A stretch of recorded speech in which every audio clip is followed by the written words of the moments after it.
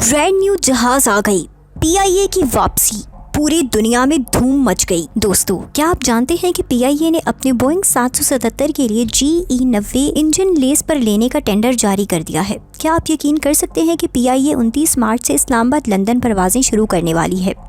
आज मैं आपको बताती हूँ कि पाकिस्तान की कौमी एयरलाइन अपनी खोई हुई शान वापस लाने के लिए कैसे तैयारी कर रही है, कैसे लंदन जैसे अहम रास्ते दोबारा खोले जा रहे हैं और कैसे ये सब कुछ हो रहा है।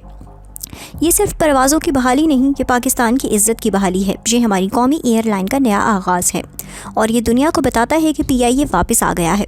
दोस्तों, सबसे पहले तो ये समझ लें कि ये फ़ैसला कितना अहम है। पीआईए ने बोइंग 777 को अपना बुनियादी बड़ा जहाज़ मुंतखब किया है जो लंबी दूरी की परवाज़ों के लिए इस्तेमाल होता है। ये जहाज़ 300 से ज़ायद मुसाफिर ले जा सकता है। इसकी रेंज 18,000 किलोमीटर से ज़्यादा है और ये दुनिया के बेहतरीन लंबी दूरी के जहाज़ों में से एक है। लेकिन इस जहाज़ का दिल है इसके इंजन, जिन्हें GE90 कहते हैं, और ये दुनिया के सबसे ताकतवर तिजारती जेट इंजन है। 2003 में पीआईए ने GE से $400 मिलियन का मुआहिदा किया था 8 बोइंग 777 के लिए GE90 इंजन खरीदने के लिए। वो सुनहरी दौर था जब पीआईए उरूज पर थी और दुनिया की बेहतरीन एयरलाइनों में शुमार होती थी। अब सवाल ये है कि पीआईए को दोबारा इंजन लेस पर लाने की ज़रूरत क्यों पड़ी। ये इक़दाम इंजनों की दस्तयाबी को मजबूत बनाने के लिए है ताकि लंबी दूरी की परवाज़ों के लिए तैयारी की जा सके। दोस्तों, हुआ ये कि पिछले कई सालों में पीआईए को मुश्किलात का सामना रहा। कुछ जहाज़ ज़मीन पर खड़े हो गए, कुछ इंजनों को मेडिसिन की ज़रूरत थी और कुछ पुर्जाजात नहीं मिले। लेकिन अब जब हुकूमत ने पीआईए को निष्कारी का फैसला किया है और इसकी बहाली शुरू हो गई है, तो सबसे पहले ज़रूरत ये थी कि जहाज़ों को उड़ने के काबिल बनाया जाए। इसीलिए यह टेंडर जारी किया गया ताकि इजाफी इंजन लेस पर लिए जाएँ और पूरी फ्लाइट चलाई जा सके। अब बात करते हैं लंदन परवाज़ों की। मंसूबे के मुताबिक इस्लामाबाद से लंदन की परवाज़ 29 मार्च से शुरू होगी, जो हफ्ते में 3 बार बुध, जुमा और इतवार को होगी। ये PK 747 के नाम से होगी और ये बोइंग 777 से होगी। फिर 30 मार्च से लाहौर लंदन की परवाज़ शुरू होगी। दोस्तों, हुआ ये कि पिछले कई सालों में पीआईए को मुश्किलात का सामना रहा। कुछ जहाज़ ज़मीन पर खड़े हो गए, कुछ इंजनों को मेंटेनेंस की ज़रूरत थी और कुछ पुर्जाजात नहीं मिले। लेकिन अब जब हुकूमत ने पीआईए को निजकारी का फैसला किया है और इसकी बहाली शुरू हो गई है, तो सबसे पहले ज़रूरत ये थी कि जहाज़ों को उड़ने के काबिल बनाया जाए। इसीलिए ये टेंडर जारी किया गया ताकि इजाफी इंजन लेस पर लिए जाएं और पूरी फ्लाइट चलाई जा सके। अब बात करते हैं लंदन परवाज़ों की। मंसूबे के मुताबिक इस्लामाबाद से लंदन की परवाज़ 29 मार्च से शुरू होगी, जो हफ्ते में 3 बार बुध, जुमा और इतवार को होगी।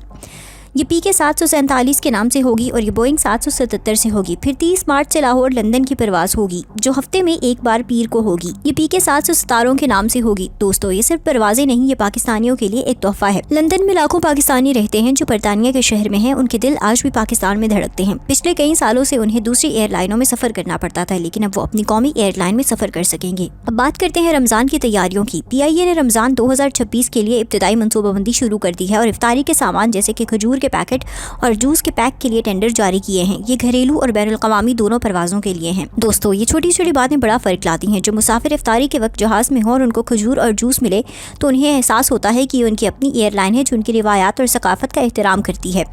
ये वो चीज़ है जो मगरबी एयरलाइनें नहीं समझती, लेकिन पीआईए समझती है क्योंकि ये पाकिस्तानियों की एयरलाइन है। दोस्तों, अब ये समझना ज़रूरी है कि ये सब कुछ क्यों हो रहा है। अक्टूबर 2024 में पीआईए की 60% हिस्सेदारी निजी शोबे को फ़रोख्त की गई। ब्लू वर्ल्ड सिटी कंसोर्शियम ने 10 अरब रुपए में पीआईए खरीदी और उन्होंने वादा किया कि वो पीआईए को दोबारा उसकी खोई हुई शान लेकर आएंगे, और ये सब इसी अमल का हिस्सा है। पहले यूरोपीय यूनियन ने पीआईए पर पाबंदी खत्म की, फिर बरतानिया ने इजाज़त दी और अब पीआईए वापस आ रही है।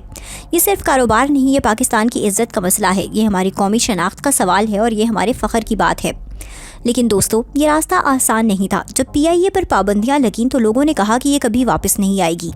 जब जहाज़ ज़मीन पर खड़े हुए तो लोगों ने कहा कि ये ख़त्म हो गई, और जब नुकसान बढ़ा तो लोगों ने कहा ये डूब जाएगी। लेकिन पाकिस्तानियों ने हार नहीं मानी। हुकूमत ने सख्त फैसले किए, इंतज़ामिया ने मेहनत की, पायलटों और अमले ने अपना काम जारी रखा और आज पीआईए वापस आ रही है।